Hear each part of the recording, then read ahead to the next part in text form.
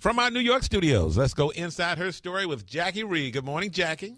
Good morning, Tom, Sybil, and Jay. Listen, you guys, for many women, divorce can not only leave you with a broken heart, but some serious credit problems due to your ex doing things like not paying his bills post-divorce.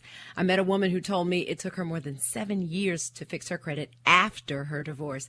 But there are ways to protect yourself. I'm going inside her story with credit repair specialist Paul Oster, who is the CEO of Better Qualify. Good morning, Paul. Listen, now I would think it's during the marriage that a spouse can do the most damage to your credit, depending on what accounts you share.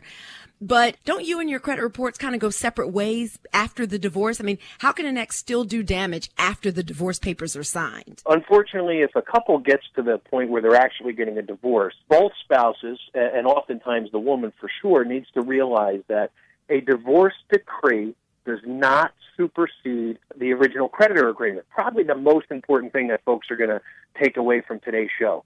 What that means is if a judge orders a spouse to pay all of the credit card bills and their joint accounts, and let's say there's $100,000 worth of debt in those credit card bills, and the woman says, okay, well, if he's going to pay that, and that offsets some of the other monies in the marital settlement agreement, she doesn't take as much from a savings account or a 401k because he's responsible for $100,000. If he does not pay, she is ultimately responsible in the eyes of the creditor. And it's an amazing thing. They don't care what the judge says. If you have joint accounts, it is imperative that they get closed immediately, they get separated, and they get paid. You cannot take his word for it. Obviously, if you're going through a divorce, there were problems already. We see the damage every single day, and I listen to women pouring their hearts out, but the judge said. And it's an amazing thing to me that more people do not realize that. Now, is it mostly women that you hear from in these types of situations? Because a lot of women still let their husbands handle the finances and really don't get involved in that. Do you still see that happening? Very large percentage of our clients have come through a divorce, and oftentimes it's the woman who suffers more. Maybe she only has the joint accounts with her husband, and her husband may have other individual accounts. And once the divorce goes through and those accounts get closed or they go into default, now it's a tremendous undertaking to try and reestablish the credit, settle the debt, and move forward in her individual credit life. This may sound crazy, but what happens to the credit if the couple decides to get back together? Then they would both be responsible at that point in time. It won't get any better. No.